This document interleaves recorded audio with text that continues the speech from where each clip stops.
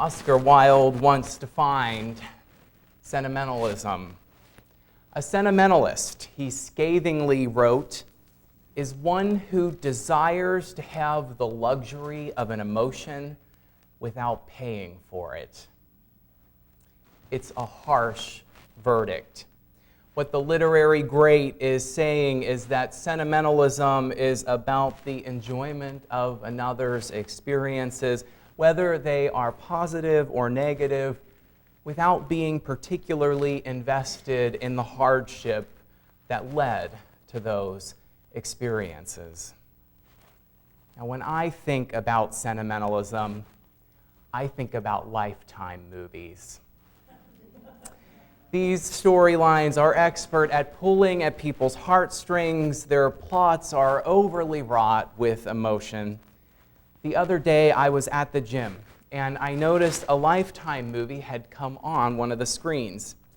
Now, I only saw about 20 minutes of it, but in the course of that time, the main character was diagnosed with a terminal illness. She was experiencing marital troubles that might very well lead to divorce, and her daughter was kidnapped. I felt more emotionally exhausted from the show than I felt physically exhausted from the Stairmaster. I am wondering about this thing called sentimentality. What is its role in our personal and political lives? What good does it serve, if any? Today, I want to go on a journey with you towards understanding it because I believe it says a lot about how we respond to the needs of others. So, first, a couple of definitions. Now, most literature in this area defines sentimentality and sympathy in a similar way. They are the evoking of emotions in a person through an encounter or a representation. But I would actually split sentimentality and sympathy into two different things. Sentimentality, I think, is the more voyeuristic of the two, seeking the benefit of feeling an emotion without the associated cost of it. Sympathy, at least, has the potential for making us approach the person who had the first-hand experience. It makes us more willing to shoulder the burden of the other who experiences hardship and pain and to make a difference for that person. An example might be helpful here. One of the biggest news items from this last week has been the Supreme Court's refusal to take up a lower court's rulings on marriage equality. This effectively upholds the lower court's striking down of bans on equal marriage. Potentially, this will increase the number of states recognizing same-sex marriage equality to 30. The number of Americans living in states with marriage equality will go past 50% with this ruling. Just 10 years ago, this would have been an unthinkable political reality. But something has changed, something has shifted. And I think that there are a number of factors contributing to that change, but its root cause, I believe, goes back to something that San Francisco mayor and gay rights activist Harvey Milk said. He said that gay and lesbian people need to come out to their families. They need to tell their stories. It is through sharing their struggles and their lives with people who care about them that a sympathetic connection might be forged. This sympathy, this connection, has slowly eroded the social stigma of supporting rights for gay men and lesbian women. Indeed, the sympathetic connection forged with family and friends has urged many heterosexual people to publicly offer their support. This stands in stark contrast with sentimentality, which evokes feelings without any true connection to or outcome for the people involved. Besides Lifetime movies, I have another example of this. Studies have shown that people who watch news reports about violence in poorer areas do not necessarily feel any compulsion to do anything about it. They may say, too bad, or I wish that hadn't happened, but their compulsion to change the situation often ends there. The funny thing is that the people in those studies do not stop watching the news, even though they feel no compulsion to change anything about their lives or the lives of others. Instead, they may enjoy hearing the story. They may enjoy thinking about they may think about how awful things are. I don't know if they enjoy it. And perhaps they even empathize with the victim. But their concern does not extend beyond that. It is sympathy. It is sentimentality at its worst. The scholar Lynn Festa has written one of the most attentive books about sentimentality. The work is tough going, and I don't necessarily recommend it. It's more one of those books that you pay your minister to read. In any case, Sentimental Figures of Empire explores the sentimentality in British and French literature and art in the 18th century. Her conclusions about sentimentality are stunning and devastating. First, she says that what we think of as sentimentality today was created during the colonial period, and it had a political purpose. It began to be talked about as European culture was first encountering and dominating other cultures. According to Festa, it permitted those who were dominating and enslaving Africans and native peoples to feel the pain of the other without having to do anything about it. It had a political purpose. This worked in a couple of ways. First, she says, sentimentality does not authorize feeling for all, but only for the happy few. The scholar looks at the journal of an 18th century explorer named Janet Shaw. Shaw took a journey from Scotland to the Caribbean. In her journal, she talks in great detail about her fellow passengers, impoverished peasants displaced from their native land. She has a great deal of sympathy for them.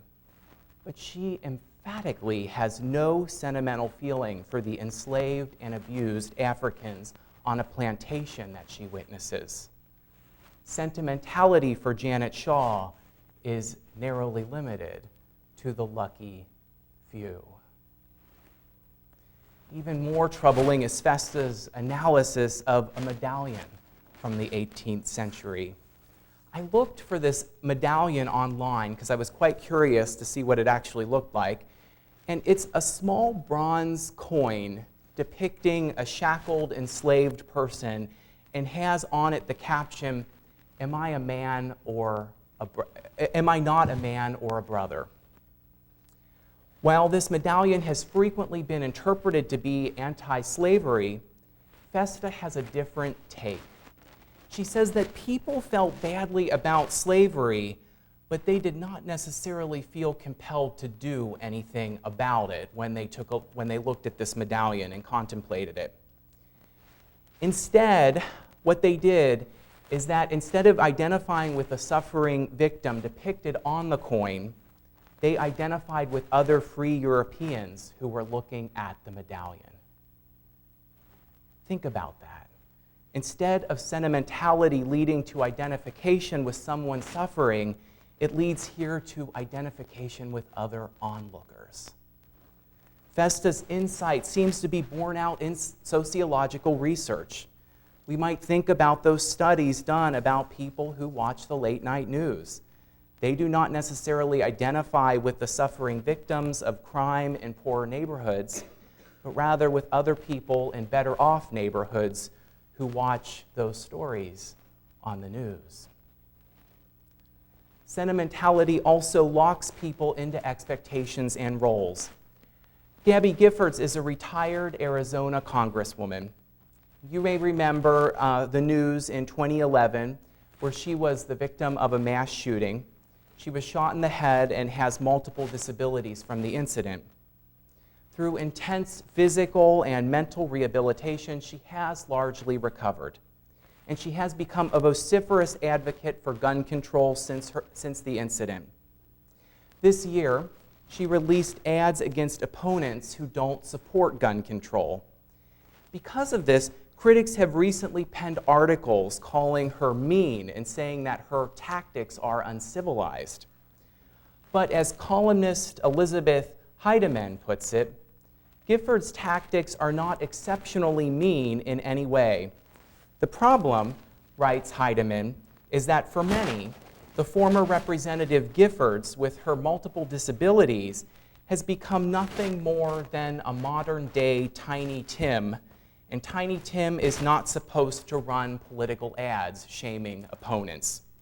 Giffords is supposed to take her place as a sentimental victim and not as a fighter who has her own political agenda. It says a lot about the condition of those that we afford sentiment to. They may be given the token of our sentiment as long as they stay in their place. But heaven forbid that they try to advocate for their own needs or to advance their own agendas. The expectation is that they do nothing that disrupts the status quo and rather stay in their position as victim. But that, my spiritual companions, is cheap inspiration. It preserves our expectations and tries to force others into those expectations. In a phrase that I love, the ancient text of the Tao, the Chuang Tzu, calls it fixated humanitarianism. It is an attempt to recognize humanity through our narrow concepts and borders, our boundaries that make us feel safe and that sustain our social position. It is an attempt to approach the other's humanity with no cost to ourselves and our boundaries. But the ancient text claims humaneness, humanity, is not obtained through feeling without cost. It is only by feeling beyond the edges of our humanity that we can truly approach the humanity of the other. It is a messy, uncomfortable process that disrupts our lives and makes our understandings messy. Now, I don't mean to imply that every piece of literature needs to make us rush out and change the world. There's a lot of cloudiness here between observing the pain of the other and choosing to do something about it. It's not always neat and tidy. Over the summer, I read the book and saw the film, A Fault in Our Stars, and I enjoyed both of these. A Fault in Our Stars is a piece of young adult literature about two young people diagnosed with cancer who get to know and eventually fall in love with one another. There is a lot in there about death and loss, grief and pain, but also a lot about love and hope. I doubt that most people rushed out to do something about cancer after seeing the film. I don't know, I kind of doubt it though. But I also do not think that it's necessarily an exercise of sentimentality. After seeing the film, one was given a new appreciation for those who struggle with cancer. Some of the reviews on Amazon said that the story helped them be more present to someone in their life who was struggling with a serious illness. In this way, the novel opened up possibilities and expanded humanity. It did not strive to keep people within expectations. Instead, it broke open those expectations. Maybe this is it. The difference between inspiration and cheap inspiration, between sympathetic connection and sentimental navel-gazing, is how well it can break open our understanding of another person. Does it expand our perceptions, our views, our very selves, or does it solidify and foreclose those things? Does it simply make us more comfortable? Does it make us more narrow or more open? Does it help us see the jewel-like beauty of another person? Or does it deny that we are connected through an intricate and expansive web? I don't know the answer. We have to answer it on a case-by-case basis, I think. We have to search our hearts. That is the only way that we can find resolution to those questions. My spiritual companions, I invite us to search our hearts. Amen. I love you, and blessings on your journey.